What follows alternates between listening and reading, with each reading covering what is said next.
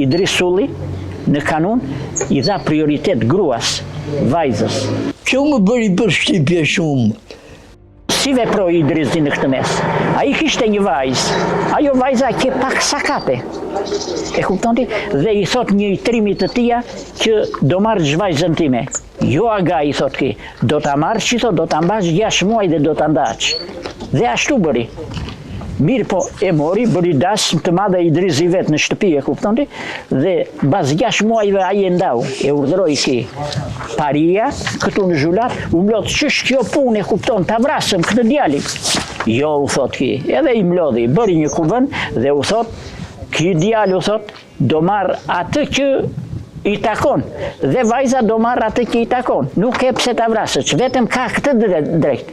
Për 6, në qoftë se do ta mbaje 6 muaj, vajzën, atë vajzë, djerë sa të plotësonte 1 vit, do ta paguaje.